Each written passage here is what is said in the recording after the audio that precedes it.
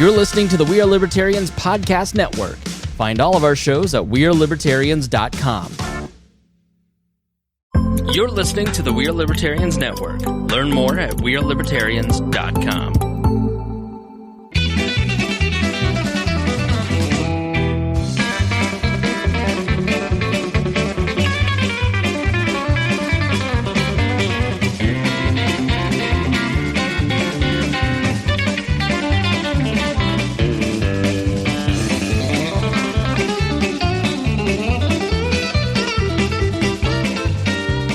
Welcome to the Boss Hog of Liberty podcast. My lips don't work anymore. Welcome to the Boss Hog of Liberty podcast. This is episode number 334 of East Central's favorite podcast. Jeremiah Morrill, joined by executive video producer, audio engineer, and literally the reason we can get on the air, Zach Burcham, and my forever co-host, Mr. Dakota Davis. What are we doing today? Today's episode features State Representative Mr. Cory Criswell. He is in the studio tonight. We're going to be talking to him about his background, getting to know Cory a little bit. Then we're going to talk about his first term in office and what it's been like, what's been different, the things that have surprised him. We're also going to go over the bills that he has authored and co-authored. And then at the very end of the show, we're going to talk about constituent surveys and everything that you would want to know about those. So make sure you stick around until the very end of the show. This show is about our lives in rural Indiana. We're here to push your boundaries and make you think as individuals. Sometimes we'll provoke you, other times we'll make you laugh, but hopefully you'll always learn something new. Dakota, you did all of that by memory last week. Yeah. I'm really impressed. Yeah, genuinely impressed. You've got to. I have to look at it, and I've said it 300 times. It was an adrenaline rush. I was pure, just a pure high wire act. I thought to myself, I've heard this 300 times. I've got to be able to remember it. So you guys did a show. Things went well. Things went well last week. Yeah. All right. We had Henry County Council at-large candidate Clint Weaver was on the show. And did you get any angry emails from the other 5 candidates that wanted to go, what the hell, Dakota? No, I made it very clear during the show that whenever I invited Clint on, he was the only county council at-large candidate that had not been on this program before. Okay. There were 4 people running, and the other 3 had been on. This was a makeup date for him. Right. This So it is was the way like, you justified let's get to know Clint. But we also, mainly what we talked about with Clint last week, if you haven't heard it yet, we talked about this is the first time that he's ever ran for public office of any kind. So it's kind of, he's doing some inside baseball, telling people what it's like to file for office and those types of things and how it might seem intimidating, but it really wasn't that bad. But this idiot over here in my seat has done it many times. If I can figure it out, anybody can run for office. Don't let that be a barrier to entry. So far, no Democrats have filed, by the way, for any of the county stuff. So you've got there's a second chance to fill up the ballot and have some competitive elections. Otherwise, it's just going to be really busy on the show between now and May as we try to work through every single office, and then nothing after, and then it's just done. We just throw the voting machines away. You want to push for the Patreon? We also during the Patreon, Mr. Weaver was an eyewitness to the explosions that rocked Henry County a couple weeks ago. That was his neighborhood, so we asked him about that during the Patreon portion. Very good. So the Patreon we just recorded. Let's see, what do they get? They get to see what I can buy in the airport, how much an airport crab cake costs. We sampled some popcorn. Yeah, there's some very funny looking popcorn. bag of popcorn on the end of the table there. You could try to figure out what it says on there. It was interesting. And I told some stories from the Pirates of the Caribbean. I think that's what we're going to leave it at. You got some thank yous to make? We do. $50 or more a month on patreon.com/Boss Hog of Liberty. That's how you get thanked at the very start of the show each and every week. And we also plug whatever you do. Those folks are Miss Christy Avery, all the way in Fort Wayne, Indiana. She's a Norwex dealer, and she is great, and we love Christy. And then we have Mr. Jonathan Phillips, who is our favorite car dealer in the continental United States at Andy Moore Buick and GMC in Fishers, Indiana. Then Mr. Anthony Meyer, who runs a trucking company. He is an owner-operator, and he is keeping the United States of America running, and we appreciate him. And then last week, we introduced the newest member of the club, Sports Corner Newcastle. They're under new ownership, and they're just great people. We appreciate them supporting the show. They're longtime listeners, and they're starting to support us at that level, and we appreciate them very much. You can go down to them, get all of your Newcastle Trojans gear, or really any sports team in Henry County. They will do for you. Get all your custom stuff made. Blake Reese is scheduled to join us next week, I believe. So he's going to be the special guest on the show. All right, so let's get to know Representative Cory Criswell. Now that we got all the business out of the way, now it's all your time, man. We get to hang out and talk. Tell us about yourself. I born and raised in Henry County. You're wrapping up your first term, running for re-election now, I suppose, right? Yep. You're one of the names that filed. Yep. All right. So I'm Cory Criswell. I live in Middletown with my beautiful wife, Sabrina, of 9 years. We have 2 little ones, a 4 and a 2-year-old, and I'm sure they're at home running around, keeping my wife busy right now, hopefully getting ready for bed, but who knows with them. So it depends how long a nap my 2-year-old daughter took, at what time she goes to bed. Yeah. But so I'm born and raised here. I lived in Cadiz for the first 16 years. Cadiz, as we talked about in the Patreon, but I call it Cadiz if you're from Henry County. And then I went to Shenandoah, then moved to Middletown, and that's where I resided. So I graduated in 2009 from Shenandoah. After I left Shenandoah, I went to Anderson University and graduated from there.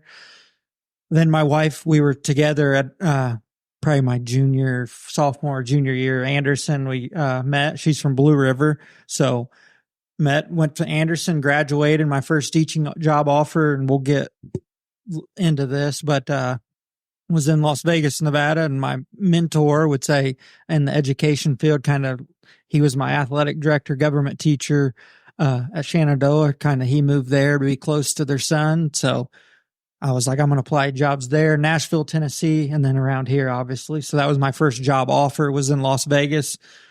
I took it, and then I started getting job offers around here, and I'm like, we're going. I mean, a kid from Middletown, Cadiz, we have the opportunity to go. She's from Mount Summit, to go to Las Vegas and experience that. What an experience it was for us. We got to see, you name it. We probably seen it in concert when we were just newly married, went out there, got to see all those, Taylor Swift, for all those Swifties in the Kansas City Chiefs game, whether you like it or not. My wife is one. I have to deal with that, but that explains the red shirt now. Yeah. I get it. That's the subtle Chiefs messaging is what you're wearing. Yeah. So no, I would say no. No on that. But so I went out there. I taught in inner city school for 3 years, Garside Junior High School.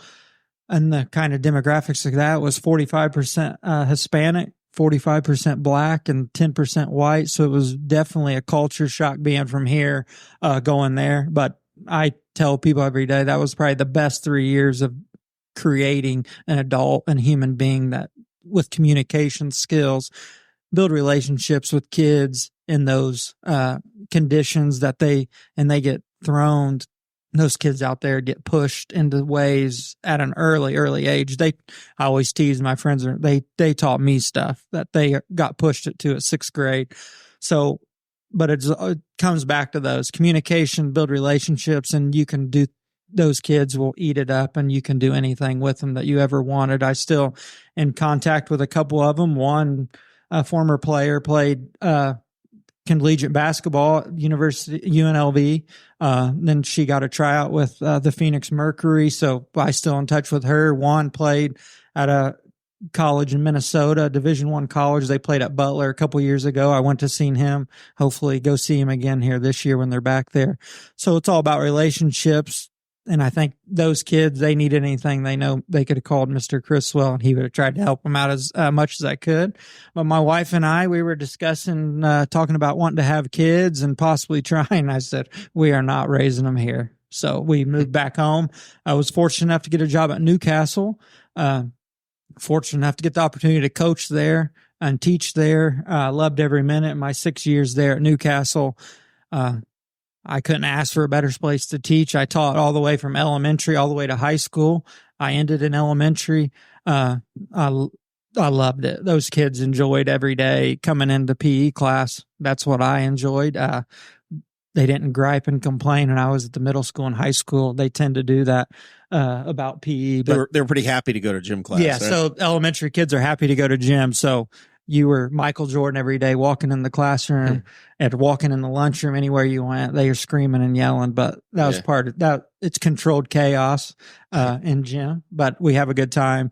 And that was kind of so I taught all of last year when I was in session, and then taught all of last year. So the kid that took over for me is now the PE teacher that took my job. I didn't get into education, take 4 months off out of the year, whether Dr. Shoemaker didn't really want me to leave when I discussed even running. And then when I got elected, he didn't want me to leave, but I didn't feel right taking 4 months off out of the year since we're a part-time legislator. It's not really part-time work, but we'll get later in that in the show. But so I resigned at the end of the year, and then there happened to be a job right up my alley at the Indiana Basketball Hall of Fame. So I kind of went. It was perfect. It was God's plan. I always dovetailed right in. I'm a big believer in everything happens for a reason. So, and there's an aside, but we had Chris May's previously been a part of this program as well. It was a little bit different role, I assume. Yep. But big expansion going on at the Hall of Fame right now too. Oh yeah, it's awesome. So I know there's a lot of people in Henry County and probably listening right now that's never visited the Hall of Fame. I suggest if you're a sports fan of any kind, come out there and just see what it's about. It's a great place, very well put together, and with about 6,500 square foot expansion going on, I'm kind of in the lead role of fundraising for that. So if you're willing to donate, get a hold of me, but come out and see what it's about and see everything happening here in Henry County. So what's the motivator to go from, okay, you're teaching, you've got the family stuff. I know you had some of your own businesses as well, and Representative Saunders is retiring, and you say, I want to jump in. What was the seminal moment of saying, hey, this is what I care about, and this is why I wanted to be a state rep? So it was probably, I would say early January of that year, and would have been 2022 that year. I was kind of complaining about certain things that's happened in education, because education's always a hot topic, and that's what I'm in every day. And my wife read in the paper Saunders was retiring, or she's read it. So I come home and she says, why don't you, she might not have said it in these exact words, but why don't you stop complaining and do something about it? And then she went on to say, Tom Saunders is retiring.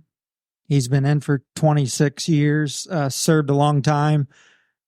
I think you'd be a good fit to be you have a good name ID, being a basketball coach at Newcastle, being a teacher, being from Northern Henry County, Middletown area. You've built great relationships. I think you'd be a good fit. And I thought she was crazy at first. I'll say that on air, live. But I gave her the silent treatment for a while. Probably 2 weeks. Went without. Didn't want to answer it. I did. You were still talking to her. You just weren't talking about that, right? About that, we were still that'd be talking. An awful, awkward couple weeks. Yeah, we were still talking, especially with young ones. But we were still talking, but just not about that particular thing. And she kind of pushed me again, and said, "You know what?" So then I started calling some close friends, and they thought it was a great idea. Then started calling some other people that was kind of I was close with and had relationships with, and they thought it would be good. So I'm like, why not? You only live once. I've always enjoyed politics. I've read about it. She knows that.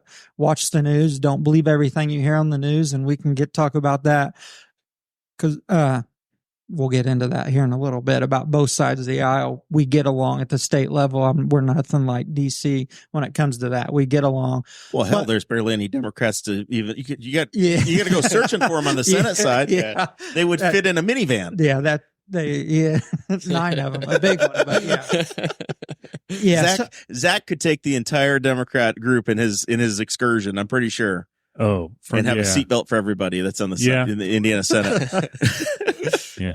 But so decided to run and threw our name in the ring and knocked on a lot of doors and just got to work.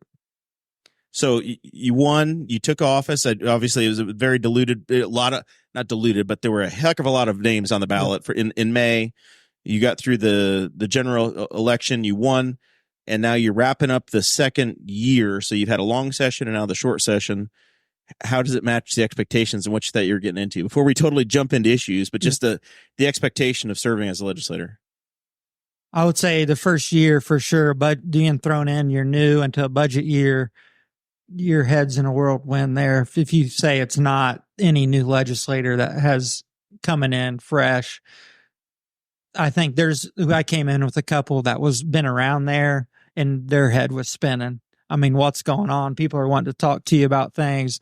You're like, yeah, but I'll give Speaker Houston a lot of credit. We have a mentor program, and my mentor is Brad Barrett, which happens to serve half of a township here in the Hagerstown schools there. That's in Henry County, but he says he donates to me, so I take care of it. But he's been any questions I have, he answers. Anything that happens, say in session when we're sitting at our chairs, he's not too far, but I got a good seat mentor. I say, he probably needs something in his left ear because I always ask him, okay, what's going on? So now when he's got earbuds next year, you'll know it's for you. Yeah. So, but it's good. You got people around you that want to help, want you to learn and how that place works. And you got to build relationships with the chairman. The chairman, we can get into that too. The chairman got a lot of say so. You have bills, you got to sell it to them for it to get heard. It's not. Right. It's not like every beer. Some people think every bill that's written gets a hearing. That's definitely not the case.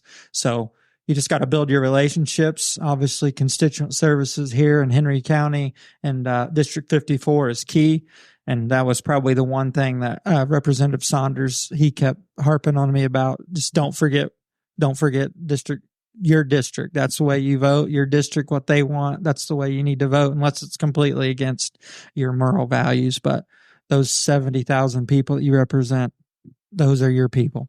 So yeah, he always talked about the committee side, and I know there was he had authored a couple of bills for like ending straight ticket voting was one of them, and he's like, yeah, they never even made it through the committee. Yep. He's like, it never even got a hearing. And it was like, that was the first time, like you said, I was one of the people who thought, a bill gets written, it goes to the committee, and they read about it in the committee, and then it goes to the floor. And I'm like, they can just decide. They just throw it away. And he's like, yeah, they're just not going to hear it. I'm like, oh, okay. All right, then. So, and you've got not only all of Henry County, but you also represent portions of Rush, Shelby, and is it Hancock as well? Yeah, so I got pretty much all Henry, all of Rush. And then I have in Shelby, it's the town of Morristown, Hanover Township, and then the very southeast corner of Hancock County, one township, Blue River Township. So, yep, you got all my family down there in Morristown and in that little bit of Fountaintown area too. So yeah, those are my people. All right, so let's talk about what's happened this year. You authored some bills. You had some folks that talked to you. I think they were, if folks have the show notes, by the way, if you're a patron, you get them emailed to you. Dakota's got the links there to everything that Representative Criswell's name is on. The first bill that you authored was related to education and issues you were concerned about. And then the second one you had was one that's pretty familiar to our audience here, as we've had Sheriff Sproles come through and talking about this town marshal's issue. You attempted to take some action on that and adjust the way that the town marshal system works. Yeah, so that bill came to me by Sheriff Sproles, and he wasn't the only sheriff that's having a problem in the state. So came to me and I've talked to the FOP Sheriff's Association. You kind of bring all sides of the issue together, sit them down and say, let's work on something to get it. How do we want it? Do we want to step in full force and just drop the hammer, or do we want to try to put his foot in and say, we need to do this to we know this is an issue. And if you don't correct it, we're going to correct it. So it's kind of how it goes. So as you're pulling you're leading the charge for this, but you're working with all of these different, maybe this is one of your issues that you're going to champion going forward. How long does that process take to feel like you know the issue and you know the players and you've looked at all sides so that you can try to sell it to the rest of the General Assembly? I would say it takes, you got to know the players in the game about whatever issues And you learn that, I would say, after the first session last year. You kind of know, say, anything with this, you need to get these groups on board, and this is what you need to, if it has to come with local government, you need to get commissioners, AIM. It's all the cities and towns are kind of a part of that. Get them at the table. Just depends what situation you're talking about. Get them to the table. Let's get something done. Let's get a deal done that you guys can agree on. So hopefully it just goes through without any hesitation, because as soon as you have, say, AIM's not for it and you're pushing it through and they're harping, they get everybody. A lot of folks get in their ears. They send those blast emails out, and then it takes a toll. One thing Tom always has talked about is anytime that he had something an issue that he wanted brought up, or he needed to talk to a committee chair about something, he always went to them in person. Yep. He would always go to their office, saying like, it's really easy to ignore an email and to ignore a voicemail, but whenever I'm standing in your office, it's pretty hard to ignore me.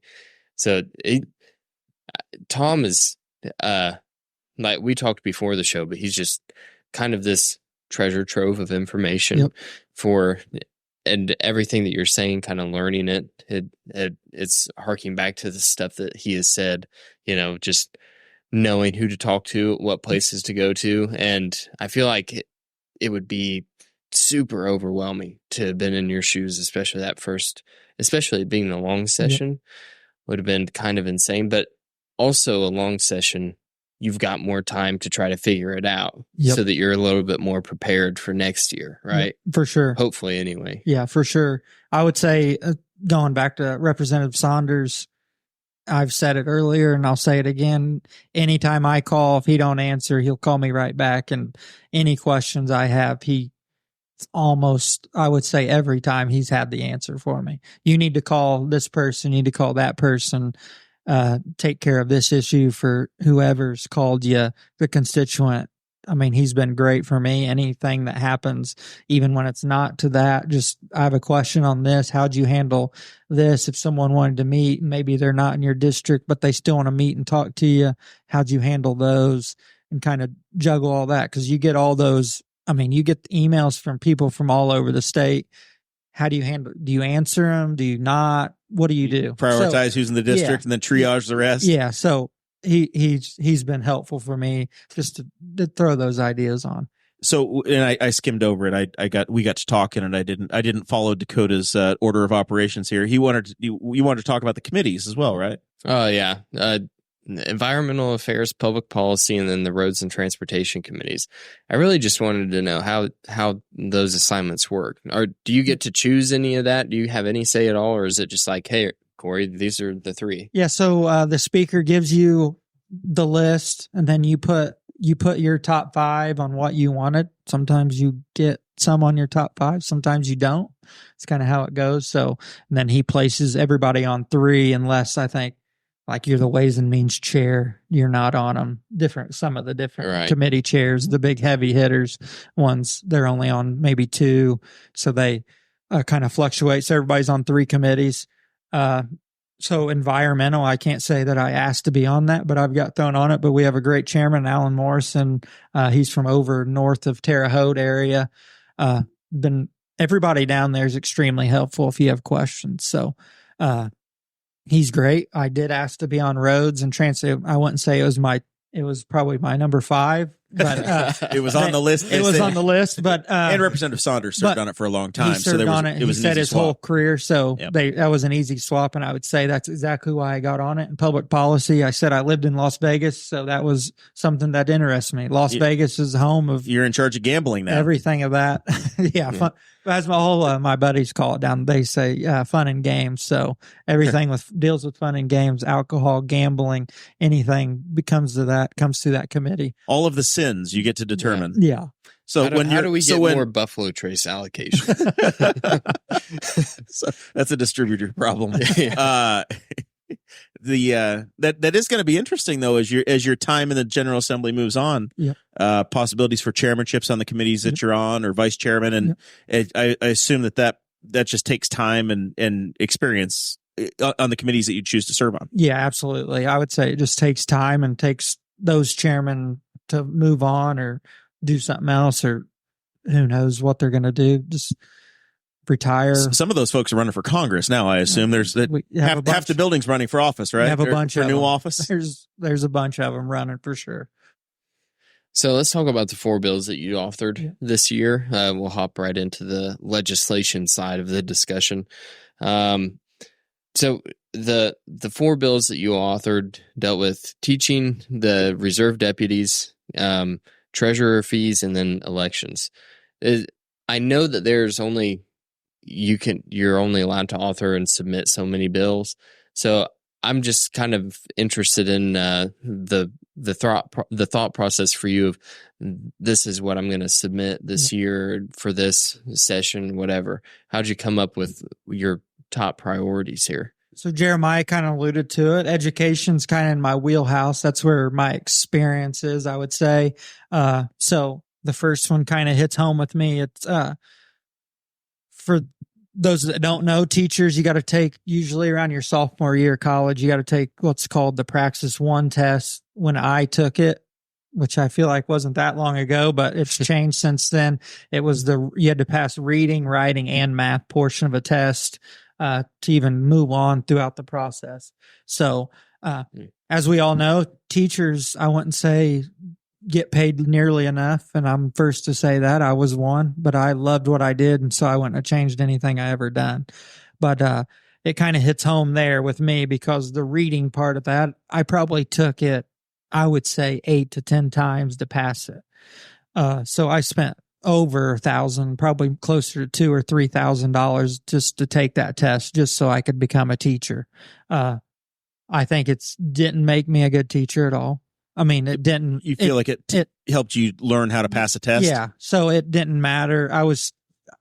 I got into education to be a role model for kids and hopefully be a positive influence for them. That's and I wanted to coach. So that's kind of the reasons why, and the reasons why I believe a lot of teachers get into it. And as the administrators or fellow teachers out there listening, you can walk by a classroom and you can know what kind of teacher that is in a matter of less than 5 minutes, just by classroom management and if the students are engaged. That's cool. I don't think that test is necessary. Now it's kind of changed. It's a single test.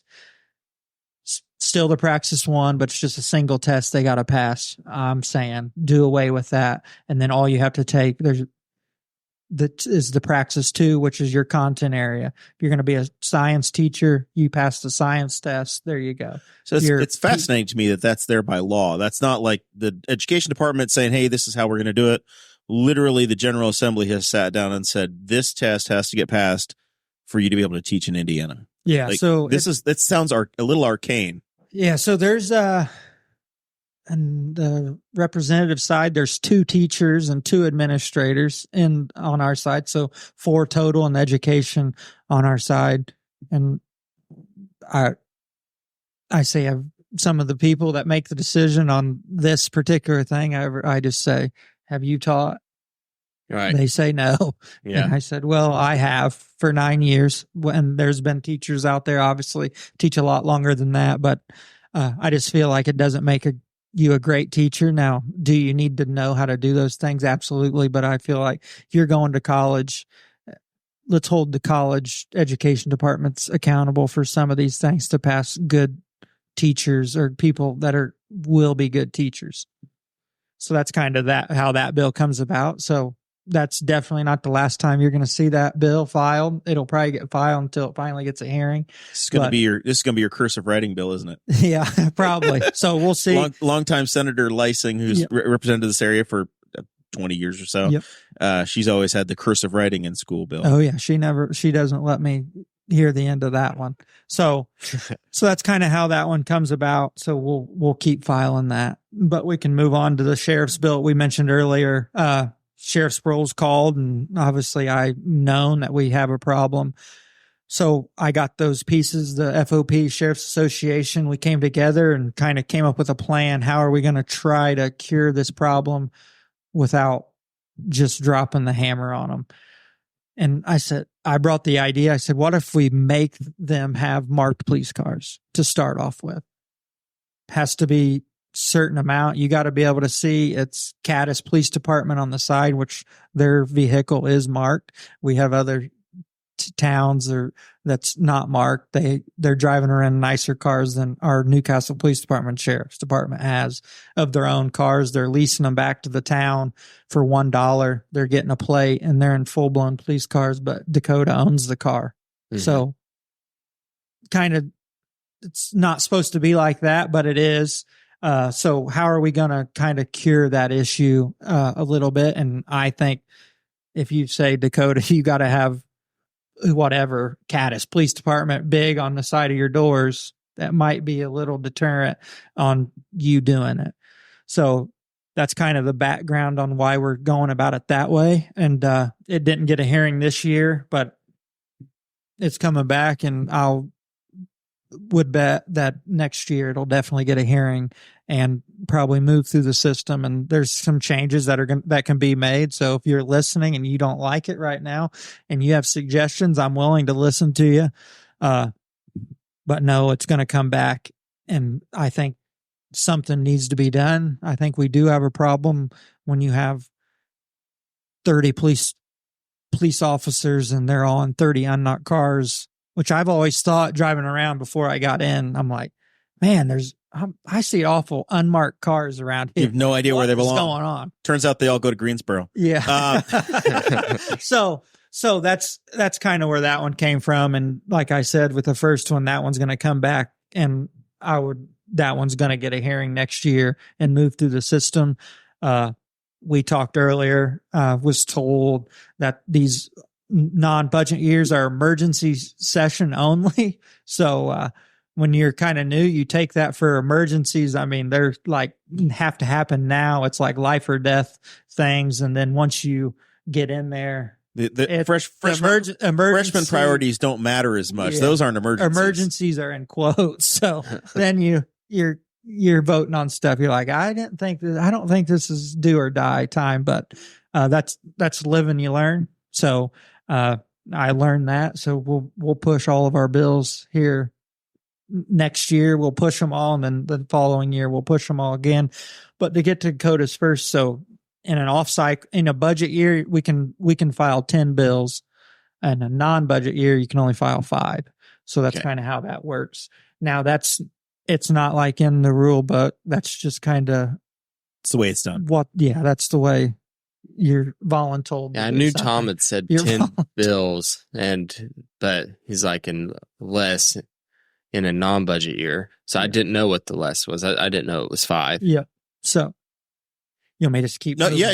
You spend as much or as little time as you want to on them. I know they're not necessarily going somewhere this year, but I think it shows to the audience where your priorities are and the things you're concerned about. So county treasurer fees came to us by our county treasurer here in Henry County, Bill Upchurch. They're obviously, they have a big statewide county treasurer, I would say group text or whatever, message board, emails. And they've seen a lot of problems where they send something out and you get it, Jeremiah, and then you come in the office and you want them to reprint it. They reprint it, supposed to charge you a dime, but that's not even worth their time. And then 2 days later, you come back again and want them to reprint it. They get the same people over and over and over coming in their office asking you to reprint stuff. And I mean, it's kind of a waste of their time when they've already done it 5 times prior to that. And it can't just be an email. Yeah. Yeah. So this just ups the fee from a dime to $1. So maybe it will, maybe it'll deter them from that. So that came in to by Bill Upchurch. Then elections of small towns and cities, really just small towns. What it should be is this came because how much an election can cost to hold. So on a mayoral off cycle, an odd numbered year, it can cost, say there was an election here in Newcastle, but there was an election in Louisville or Strawn. It can cost them a significant, like over $50,000 to hold an election. Right. But their budgets aren't even and they would have to have bear the sole cost of that. Yes. So I'm saying, which now they can opt in I would highly suggest them to opt in to get more people to vote in the election, even though they should be voting anyways. But they'll have more people to vote. I think it's a good idea for them to get on the even numbered years to not have their own election. Yeah. So this is you're trying to just change the year that they have the election? Yes. By law and say, hey, no more odd year elections where, we didn't realize that Kennard was having an election this year. So now it's a May provision. So they can, if their town board opts into it, majority votes, whatever, they can opt into it and do it themselves. Mine would just make that a shall. Okay. They need to do it. It's kind of, I think it should be done. I've spoken to people. They can't believe it's not like that already, but it's just kind of my way of thinking. Could be a lot of people that give me some pushback on that, but I think I try to get as many people to vote as we can for those times, because you've seen some of these elections here. So would it change just the small towns, but like say Newcastle with their city election or Indianapolis with their election cycle? It wouldn't change less those. than 3,500 residents. Less than 3,500 residents. That's in there because Brownsburg's really considered a town still. Avon, some of these, they're Fishers was a town until just a few years back. Yeah, so it's tries to just narrow down. Now, like the city of Elwood has a mayor. They're small. That doesn't touch them. If you have a mayor, this doesn't touch you. This is just towns. So that's kind of how that goes. And I co-authored some bills. And we have in the show. A lot of them have to do with education. Yep. Yeah. So I look through whenever they start, the speaker starts pushing out the bill list. I look through the bill list, look at the titles of the bills, kind of look at my committees on some of the titles. You'll know where they go, and kind of watch what your interests are. And some you click on and you start reading the digest and you're like, no way. Not your wheelhouse. Yeah. So now you had now you're involved with public policy, which is the all of the fun stuff. Yeah.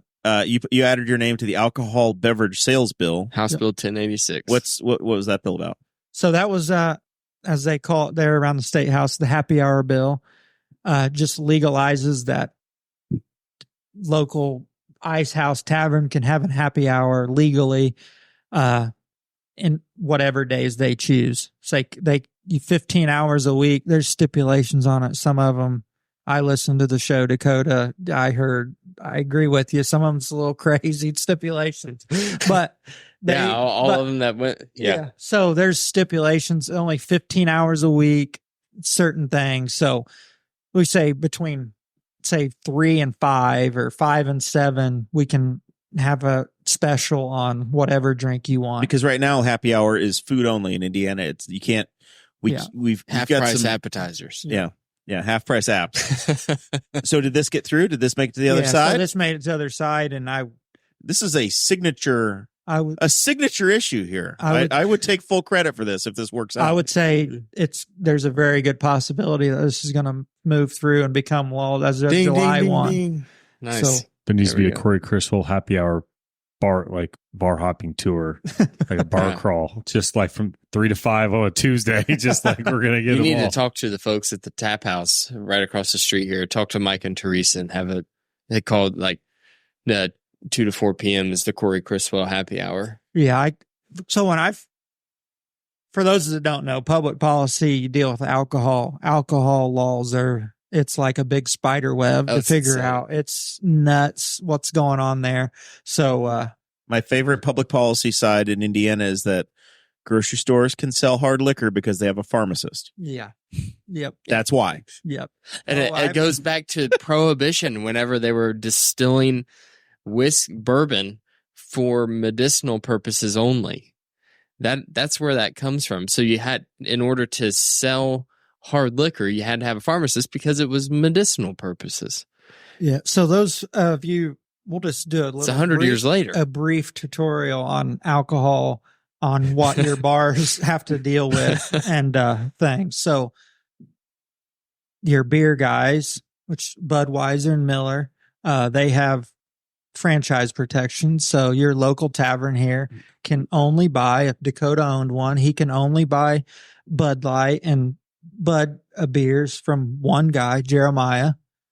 You got to buy it from me, state law. Yep, state. He can only buy from them, and Miller Coors he can only buy from me. So they're. Are you allowed to talk about this when the state chairman owns all the liquor stores? So that's moving so on. that's yeah. So that's how it goes, and so they got franchise protections. The only way Dakota could not buy it from me is go through courts and spend thousands and thousands of dollars to start buying it from whoever. But liquor, Dakota can shop around and get best prices and do all that illegally. Now, Dakota is not allowed, if he owns that, he cannot buy it from Walmart, even though he can get it cheaper. He's not allowed to go buy it through from a distributor. Walmart. Has to buy it through the distributor off the truck right to him. So there's a lot more, but that's your quick. A lot of you probably don't know because I've told that to a lot of friends and they're like, you mean you can't just go buy it from Meijer or Walmart? I'm like, no way. You get in trouble. Big trouble. It's got to be pedigreed. It's got to come through the right places. Yeah. Mm-hmm. Do you hear from former Senator Merritt and Brad Klopfenstein on their Alpsbrow beer? Mm-hmm. They were here about a year ago launching their new beer. So local craft beer as well. I just had a listener send me a message about Alpsbrow. Like I can't find it anywhere. Do you know where I can buy it? Sorry. We do keep giving craft breweries and stuff more leeway reasons to expand and grow. And the way it's going, I would say the whole 7.1 policy is going to be looked at here in the near future, at least. So we'll see where alcohol laws go from there. Yeah, it's definitely interesting. It's stuff that I've never understood since Sunday sales. Yep. You know, like all of a sudden we could have Sunday sales, but then it was only one shift. Yeah, and it was like noon to 8. No one really could make sense of it, and then it was like, oh well, it's because now the liquor stores they only have to have one 8-hour shift there. Now it makes perfect sense. Yep. Why is it noon to 8? Okay. Any other highlights on the active bills that you want to talk about or promote before we jump into the next segment here?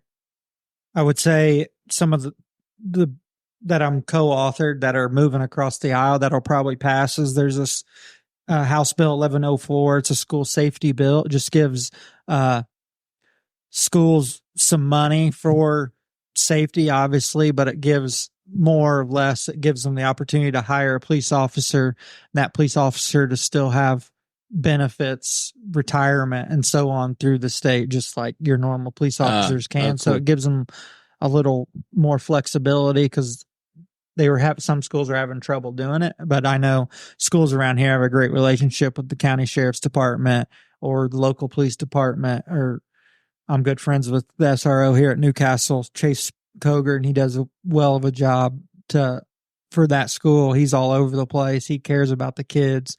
He's always in my ear about certain things when it comes to that stuff. So it's awesome to have people engaged, and it's always nice to see familiar faces there at the State House too from your district because you get bombarded a lot of times. Does that have anything? I know you were in the newspaper not long ago, something dealing with Newcastle schools for public safety funds. Is that dealing with that any? A little bit, but that was they got a grant that I thought needed to be recognized through a grant process federally. They got, I want to say, millions of dollars. It was like it might have been 2.3 or 2. I can't remember. Oh, wow, off the top of my they got head, several $1 million. Yeah, it was a great, and I just was like, and I really didn't see anything about it. So I'm like, they need recognized on this because, I mean, they do great things there. The schools, obviously, I'm engaged in different things any school in my district does. So I was like, they need recognized on this issue. So at the higher level of issues that you guys are having to tackle as a General Assembly, I know one that caught a lot of news in the last month has been there's a major budget deficit of I think it's $1 billion problem with FSSA or some medical funding. How do you, as you're sitting there minding your own business and they say, hey, we got $1 billion problem, please fix it. What's a guy do? Oh, well, this thing rings off the hook for one, and get to the bottom of the issue. How is a good question. When you have that many people employed in that department, how are we $1 billion short? And then just dive in and let's come up with a solution. Thank goodness that we have some reserves, but I mean, you're still $1 billion short, and that's unsustainable to have that happen the following year, right? Yeah, we like to have good balanced budgets and different things. And when you're not expecting $1 billion, when you're taking $1 billion hit in this state, you're taking a huge hit, and you get to the bottom on what happened, who dropped the ball, what do we need to do to fix it? Did you ever hear a good explanation?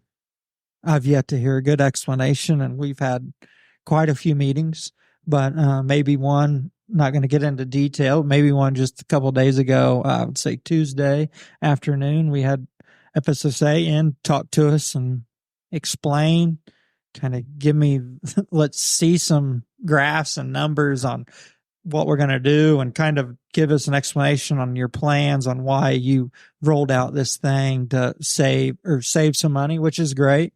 But because there was some pushback, I think some folks were getting paid for as caretakers because there weren't enough nurses. Yeah. So the biggest pushback, and you've seen it on the news, it's so say I had a child with a disability. I don't, but say I did, my wife or I could get paid to take care of them for however many hours they were given to by the state. Yeah.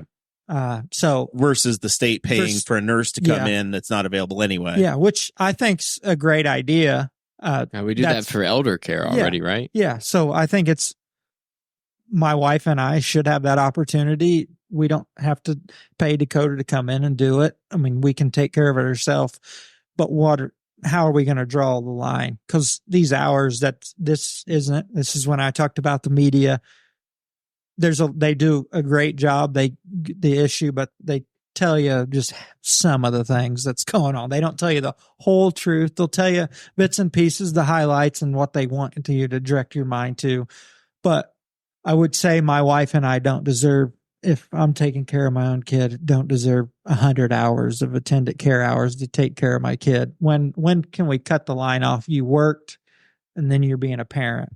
Right. Because obviously I don't want to take anything from, I would say, the disabled children. For those, the thing is, like, if a parent is going to be the primary caretaker at that point, then you have to, the state has to go, okay, that person is sacrificing a full-time job, which also is contributing to the state. Exactly. So the state, that if the state's going to be saving money by not sending a nurse out to that residence, then they are compensated as such. But like you said, you're not going above and beyond that. You're not paying them for just being their parent. Yeah, so it's a fine line that we're going to have to juggle, and we're going to have to come up with a solution. Is that kind of why it got crazy? So it got crazy. FSS there's a lot more to it than this, but they gave pay raises to the providers, which gave pay raises to their employees. That was something that it all came into. We still yet to get a great answer. I'm just giving you some things I definitely know that they had some, like I just said, they were saying my wife and I got 100 hours to take care of my child, but where can we draw the line? And I get paid, and we get 100 hours a week, so you get 60 hours time and a half too. Yeah. So you got to do the math there. So just things like that added up. Now, was that $1 billion shortfall? I'm not sure what else comes into that, and we've yet to come to the conclusion. Just from the meetings that I've seen, the questions I've asked came to kind of that conclusion. But we're gonna have to come together and figure it out. That's kind of what our job is. So from the General Assembly 5,000-foot overview, what are the other major things that constituents should be looking for over the last couple of weeks of the session here? So I would say we talked about those couple bills. We got a 13th check bill I co-authored that I would say we've passed it again. We passed it last year, and we passed it again this year unanimously, and put it kind of on the Senate's court that gives your public school teachers, state troopers, DNR officers. It gives them a 13th check just at the end of the year, and it's nothing more than between $200 to $450, no more than $450. That's usually the range. It's just kind of a cost of living paycheck they get for their service. So it's an additional pay, essentially. Yeah. So this is a popular bill. Yeah, and it passed unanimously out of the House 2 years in a row, and the Senate last year didn't do anything with it. But this year, it's a cost of living paycheck, $200 to $450 for our people who is it. I think will it be a one-time thing, or you have to reauthorize it every cycle? Every cycle, which is fine. If we do it in a budget year, then I would say then it'll be every 2 years. So it's something that I think is going to move. A cosmetology bill. Somebody's probably like, why are you in a cosmetology bill? Well, that's what my wife does. So my wife's interested in that. So when you have a wife, happy life. We all know that. So she's interested in that. When I see a cosmetology bill, I spoke to her about it, jumped on board.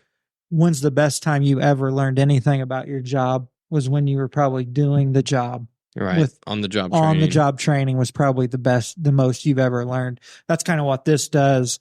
They go into an internship program with a cosmetologist. They're kind of their right-hand person. They teach them that one-on-one training, teach them, go through the process, can get your license that way. So if I remember right from 2016, when I was involved with the Rex Bell governor campaign, I think we saw that it was like 2,000 hours of training to be a barber. I mean, in Indiana, that some of the licensing requirements are just unbelievable. We're one of the most the strictest when it comes to that. Which what they do is very important. They 1,500 hours they got to do in training. But this isn't the last cosmetology bill you're going to be seeing. I'll say that he's going to be in charge of grooming and beer. Well, they need a lot of they need a lot of updates in the cosmetology program on what they get schooled on. Their biggest things highlights. That's what they do, and they don't do very many perms these days. Finger waves, different things that they have to do more of those than what they do. We got to focus on the eye braiding now and the threading and all of those things. Yep. So perms, grandma needs a perm, but she's That's why my wife, anytime she got somebody wanted to come to her to a perm, she sent them to my great aunt. So that's where she's sent them. Much more experienced. Yeah. What's something that you're the most proud of from this first term of both sessions?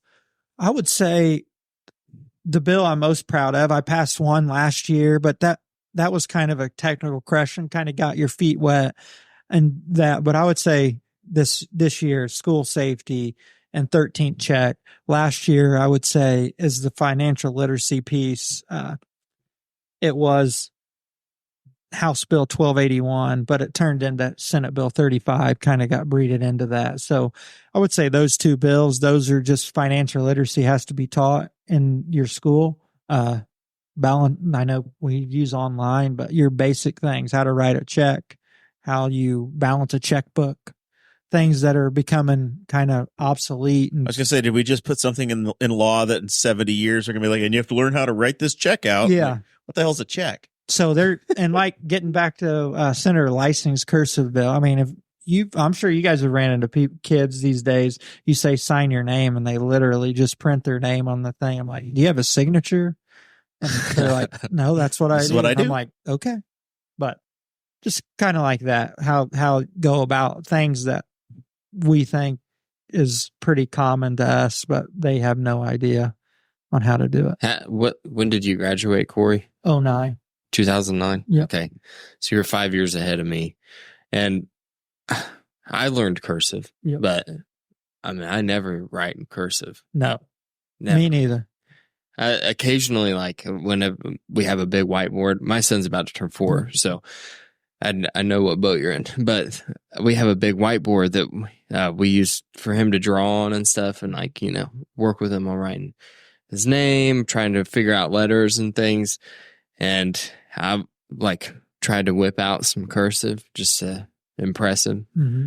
and it was like I got to a F, and I was like, that's a tough one. We learned cursive. I learned cursive. There's some letters that I failed to remember how to write, so we might just write those in normal and then move on. Yeah, but I still, from the older legislators, they send you notes and stuff. It's in cursive, so that's where it kind of comes into a big deal to know how. And you have to work in the real world. You have to work across multiple generations, right? Are there any legislators that are so old that they're still writing their S's as F's? I won't go call them out by name, but we do have some senior citizens. Tom just retired, so he doesn't count.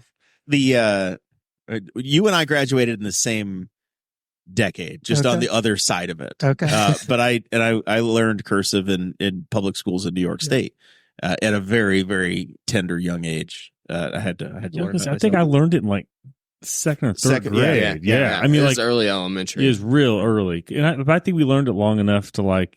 I think we rewrote stuff after that, but I'm not sure how much they critiqued on it. I think mine was fourth grade. I was bitter because I wasn't allowed to write. You weren't allowed to write your name in cursive until you learned all the letters, and we learned them in order. Zach, last one, Marianne, just holding out the whole year. It's like they'll get to me. It'll be May before I get to write my name in cursive, but whatever. Meanwhile, Adam has been writing his name all year long. I was so frustrated because that whole year that we learned cursive, the teacher made us only write in cursive for the whole year. So it was just very frustrating. And then I remember feeling like the shackles were broken the next year. But look how beautiful his penmanship is, though. He does a great job. Like, the funny thing too is that you people need a signature, but then like almost every adult I know, their signature is absolutely illegible. Right? Yeah. It's usually first initial scribble, last initial scribble. Yeah, I think that's mine. And so even mine, I've just stopped caring. So let's turn the mirror around. We've been talking about the issues that Representative Criswell has brought forth himself, but you also have a very unique way that you're able to measure what's going on in the district. And at the beginning of each cycle, there's a mailer that gets sent out that collects information about the district, and you get feedback. And as I've talked to legislators in the past, they say, hey, there's like a pool of questions or a bunch of questions you could choose from. You say, hey, here's the ones I want to ask the people, and then they go out. So how's this process work for you? Yes, you get a list of about it's between 50 and 60 questions. They're kind of categorized on what they're about. I didn't know until this year you could actually fill in some of the questions. You could write your own question. I did not know that to start. They failed to tell us that until a veteran legislator spilled the beans on that one.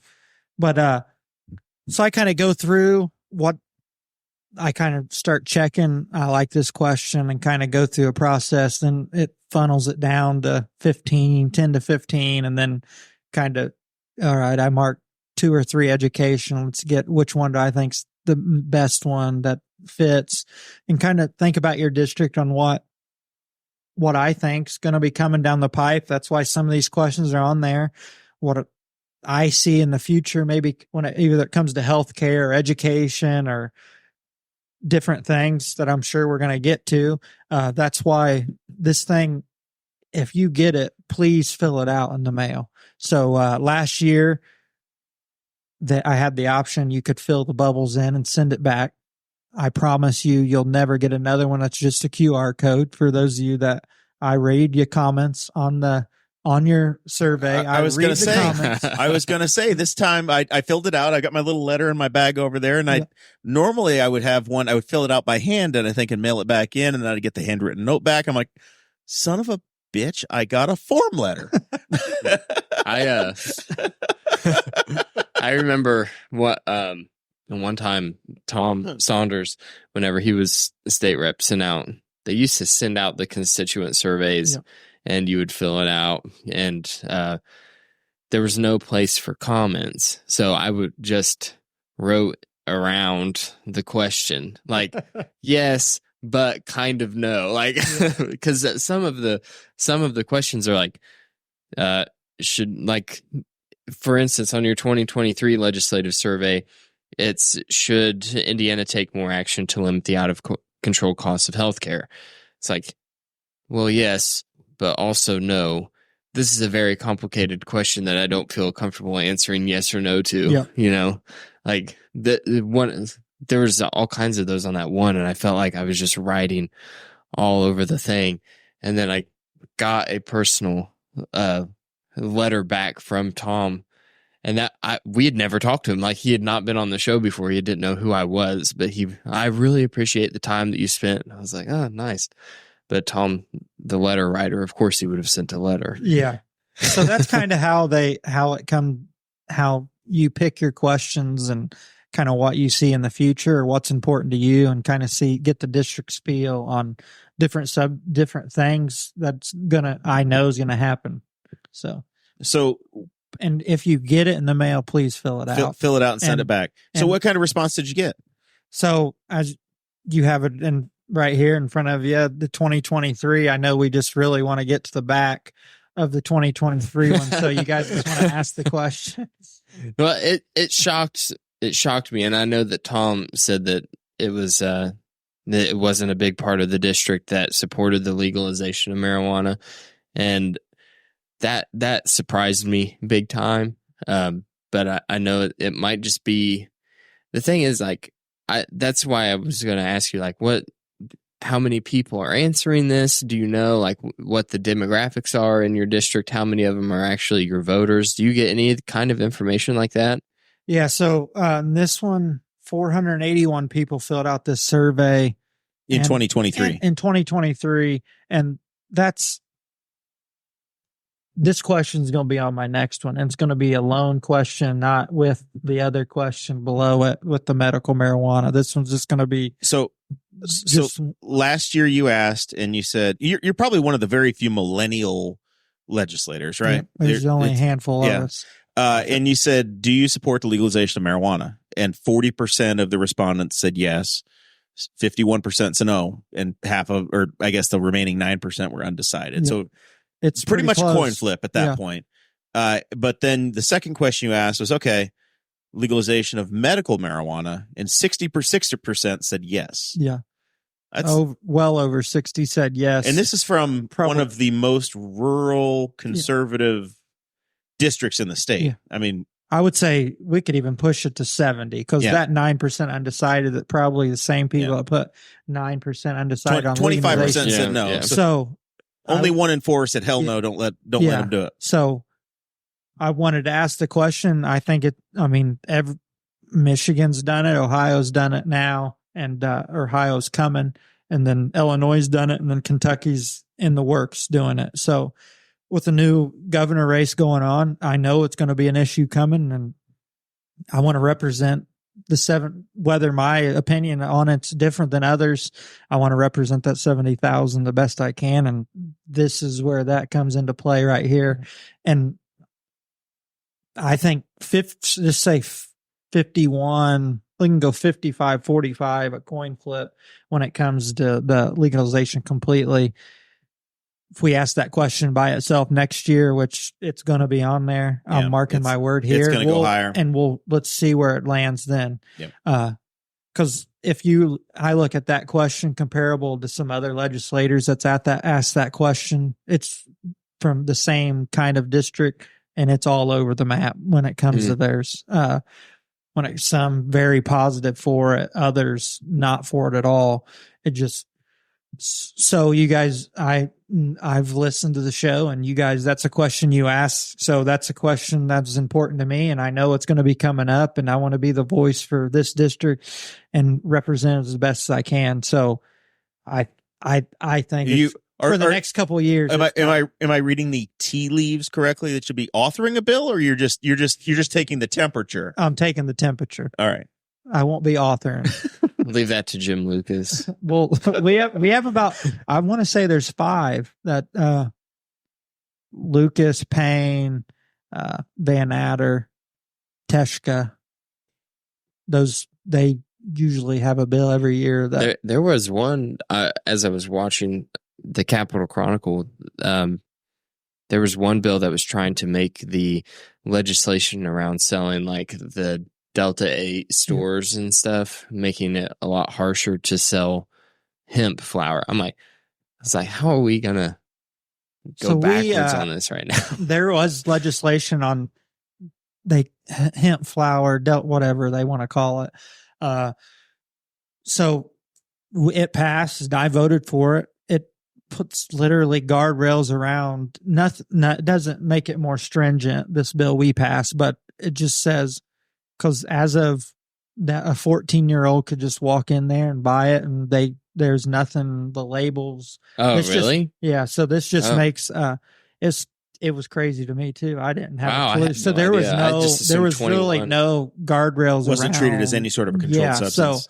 So how are we going to? I mean, something needs to be packaged and say you had to be 18 to buy this product and things like that. So. Okay, that makes sense. So let's look at the 2024. The second question that you asked in 24 is one that's been near and dear to our heart on this show. And I can tell you that Dakota, Zach, and I have probably talked to more candidates and over the course of the last 6 years of this show's existence and talked to a whole lot of candidates that just hung their heads at the end of the cycle because of straight ticket voting. Yep. You asked the question, which I was very, very impressed by, saying, hey, should we eliminate straight ticket voting? Is this something you've been hearing from your constituents as well? I would say there's constituents that say that, yes. I'll say exactly what Dakota said earlier in the year. You're going to author the bill. It's going to go right in the trash can more than likely. But I wanted to hear, I've heard it from multiple people. So a good handful of people and that's what I think this is for. You get it back. So if this ever came up, there you go. 65%, probably again, closer to 70%, 70-30. Want to eliminate it. So I think it's fine with me. They vote for who you think's best for the job, and then that's all she wrote. But I think when people vote, you want to go in and you want to click the names that you want. Yeah.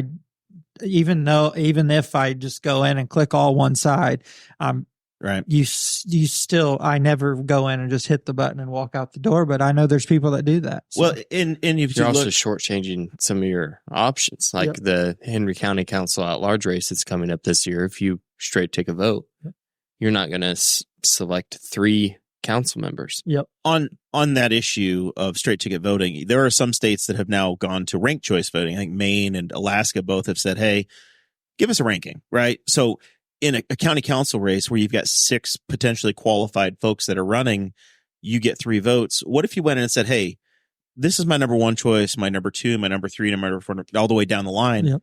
You could potentially use that to get the best of what the entire community wants.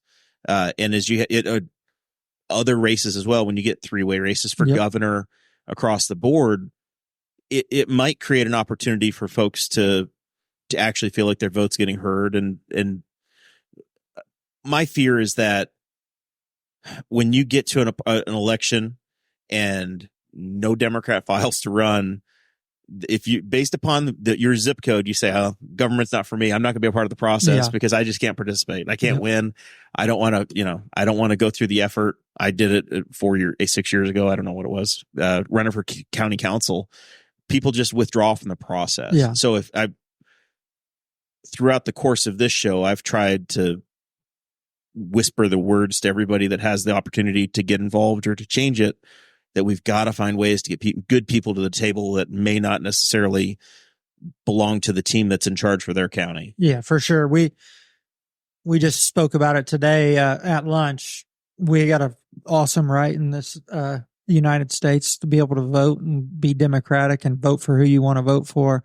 And that's one of the biggest things you can do as a human being here, an adult. Vote for whoever you think's best for the job and let the best person win. So, I mean, as an example, just because he's from Indiana, Pete Buttigieg, who's the Secretary of Transportation, probably has no chance of ever winning a statewide office in Indiana, even though he was, 4th place for president on the Democratic side. Yeah. He's a sitting cabinet member. Based upon where he's from, he very likely will never have an opportunity to serve in one of those offices. But he's one of the brilliant minds of his generation, like his politics or not. Yep. Those are thought leaders that just have to be a part of the conversation. Yeah, I would agree with you. I'd say I believe I read he moved to Michigan, and I would say that's probably one reason he moved. Yeah. For that reason. Yeah. One last thing on the legislative survey here. I noticed that in 2023 and 2024, you had the same question on here, and it's dealing with the fact that 60% of public school funding makes it to the classroom. And I agree with the question, of course, I fully support getting more of that money to the actual classrooms, to our local schools. The question is how. Is there any kind of discussion that you've heard where the basis of that question is? Well, one is they probably need a little more money, which I agree. And they've gotten more money throughout the years, especially these past probably 8 years or so. I have access to a portal, and their fundings went nothing but up when it comes to that. I would say we got to look at different what are we spending money on, dive in the weeds. That's why if you're local and you're public school, a very important elected position is the school board. I work with I work with a lot of great school board members here and community. With Newcastle, we got a great school board. Shenandoah, I know we do. I know some people on Tries, different things. Blue Rivers, Knightstown's probably the most involved when it comes to their school board association. So here in Henry County, we got great school boards, and they care about the kids. And I believe we got great leaders at the top, superintendents wise, that are in it for the right reasons, care about the kids. And that's where it all needs to start. We need to all have the common goal of we want the best for our kids, and the learning process and some of these things you see on the news that happens in classrooms. Yes, it happens. It's terrible, but that's one bad apple in this profession that doesn't roll over into many, many others. So just like any profession, there's something happens and we're gung-ho that something needs to be changed.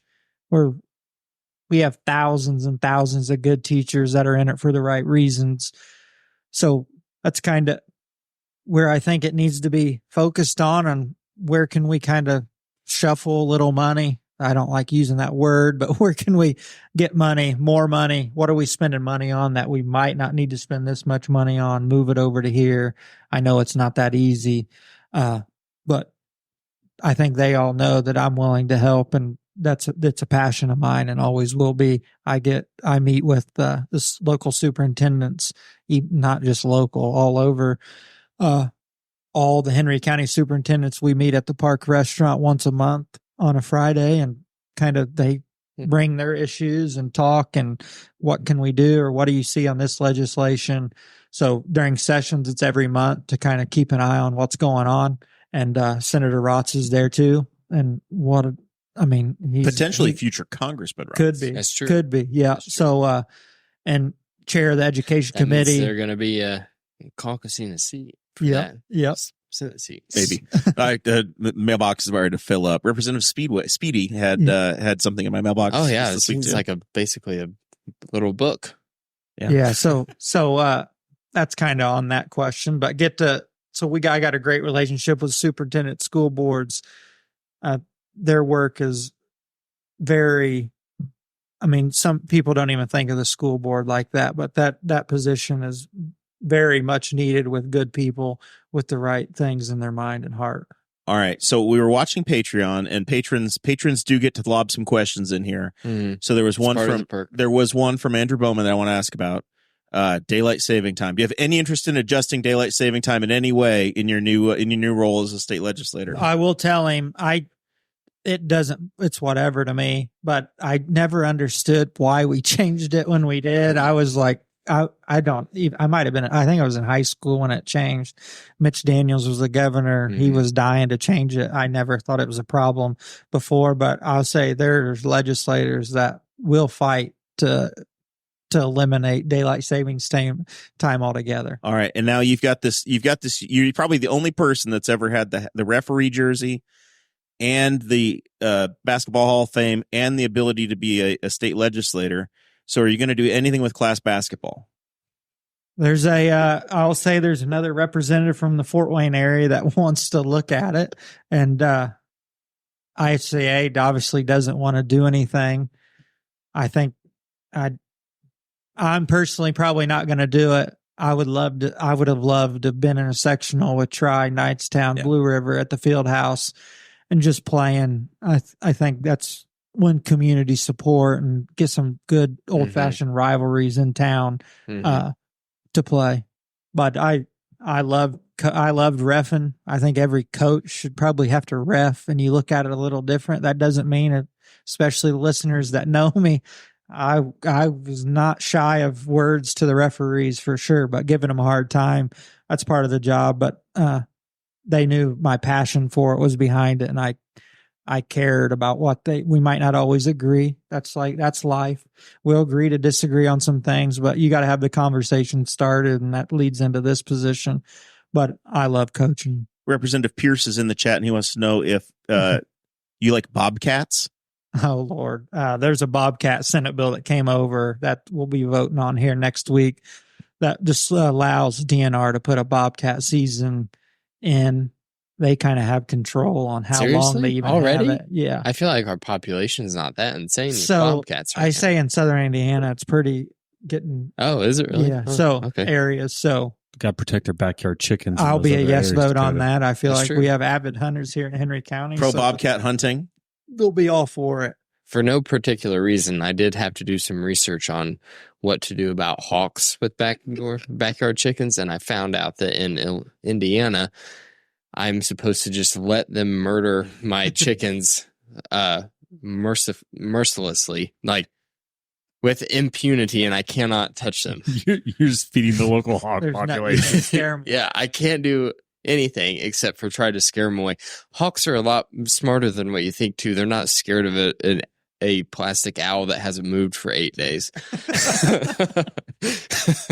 Just get so fat on your chicken that has to waddle in. It can't even fly anymore. Yeah.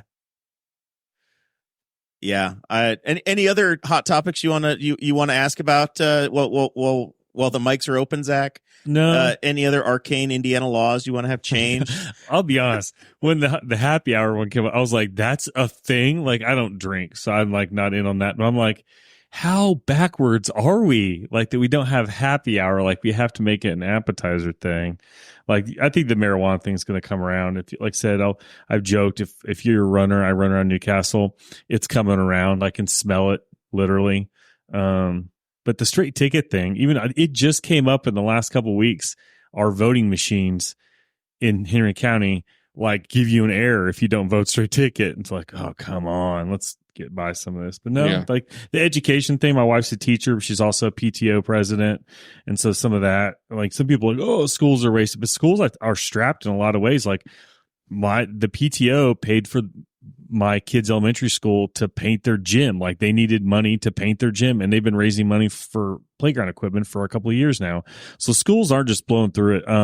I did look up, I took notes because the superintendent was at a city council meeting about, it was a $4.3 million grant.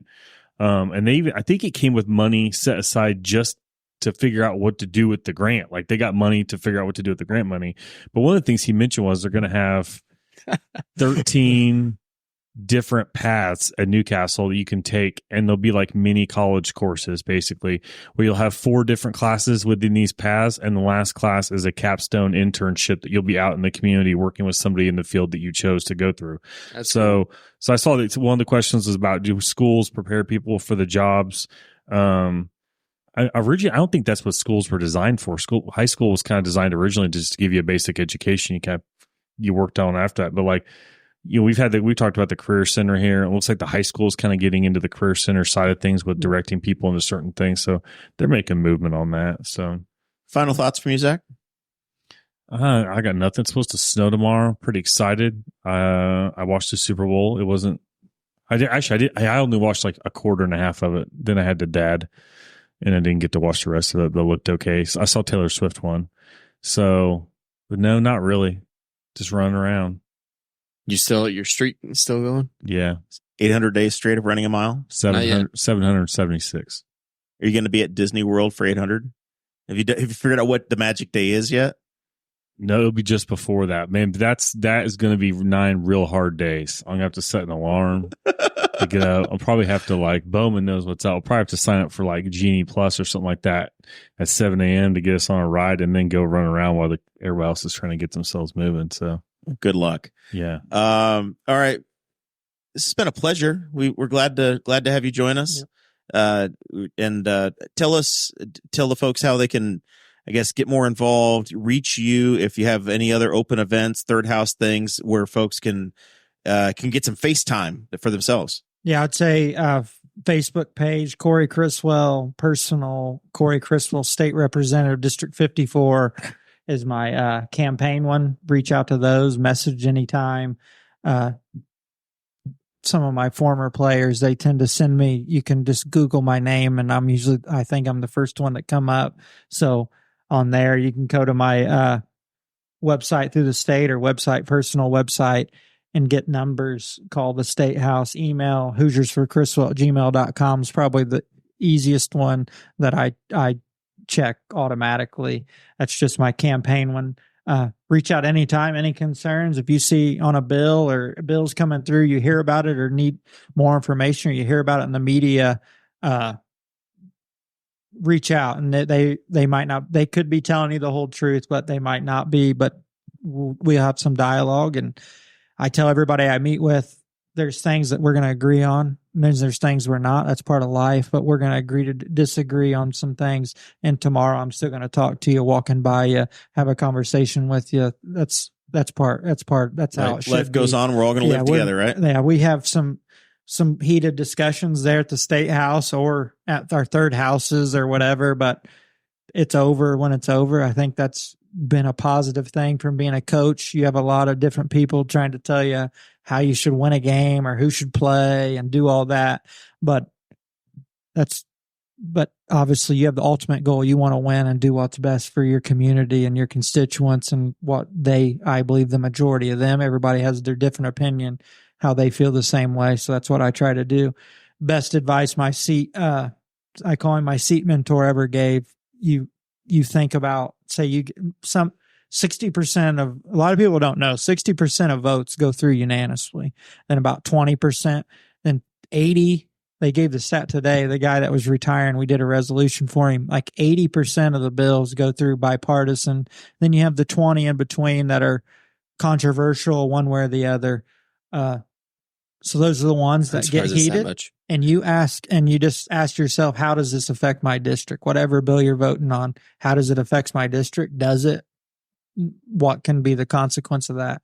I saw that, speaking about that, sorry to interrupt. Oh, you're good. There was a protected wetlands bill that was controversial, very split vote, narrowly made it through, and you were one of the yes votes to protect the wetland area. Yep. So the IDEM and the Department of Environmental Management, they came together with the builders. For those of you that follow government, that never, ever happens, ever.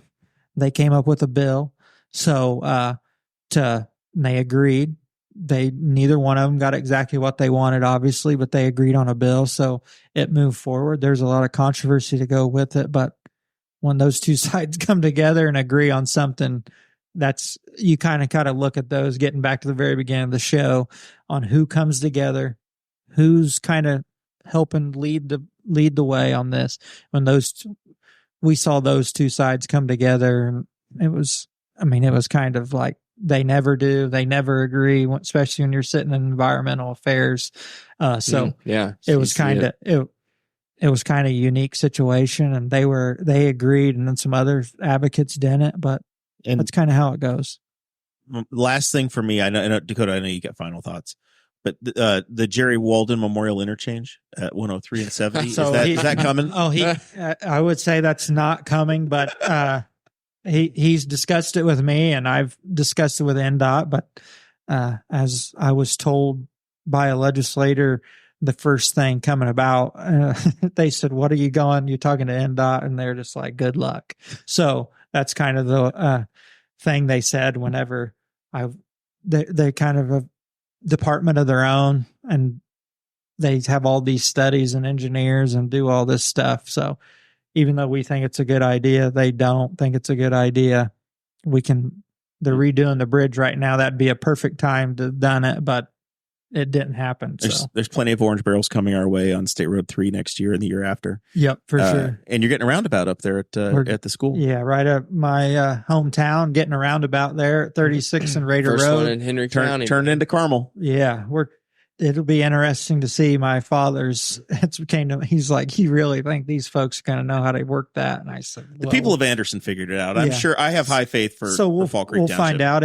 It'll definitely slow traffic down, which that's what it's meant to do. There was a lot of studies done on it. It's been in the works since 2017. So before I even thought about it, I've had 4 or 5 meetings on that project alone.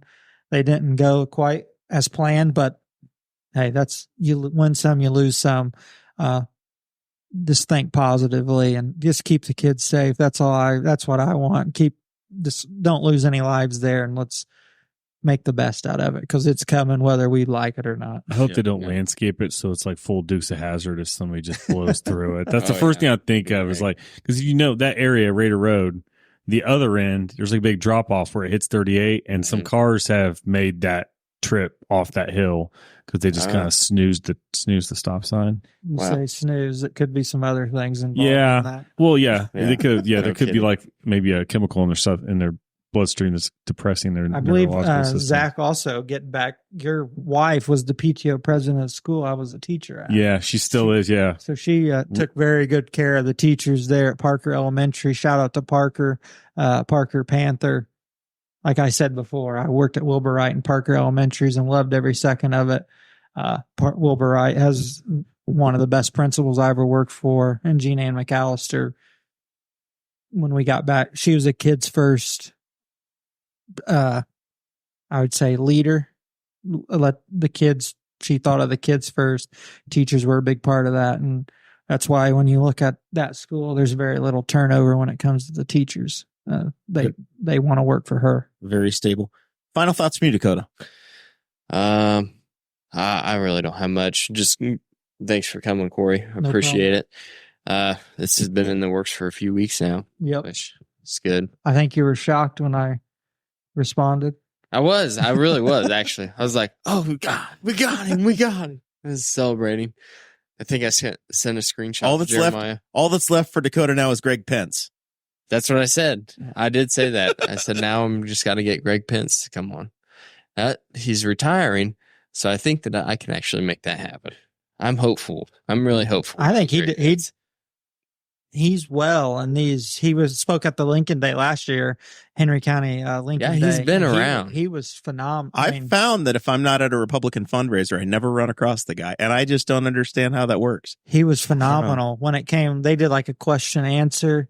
And I mean, he kind of gave you some behind the scenes on certain things. It was very interesting to listen to. It would be fun. I've not talked to a sitting congressman. We've only talked to a lot of people who are running for Congress that have lost. I had great relationship with Mike Pence, with Luke Messer, with David McIntosh. I've known all the congressmen. This one has been. You're a lobbyist. Has been tough. I've never been a lobbyist. Way before then.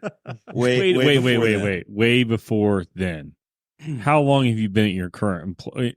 No. I'm talking about P. Carrot. Yeah, I was going to say the College of Agriculture stuff that's like 2016 and beyond. The other stuff was just. Is it really only 2016? Yeah. Oh, I thought it was longer than that. Maybe 2014. I don't know. Somewhere in there. 20. I don't know. What year is it now? What's the current year? 24? Maybe 2012. I probably started that around 2012. There we go.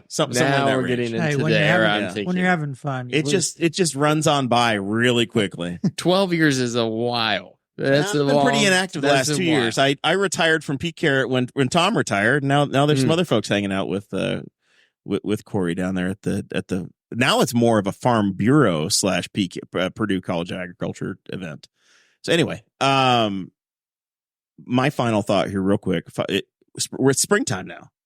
NASCAR is running in the background over here at Daytona. Check your forecast. Boss Hog of Liberty alum Brayton Laster is racing this weekend again at Daytona in the my parents just let me do whatever the hell I can. The 19-year-old is going to be going 220 miles an hour or whatever it is of the draft at Daytona.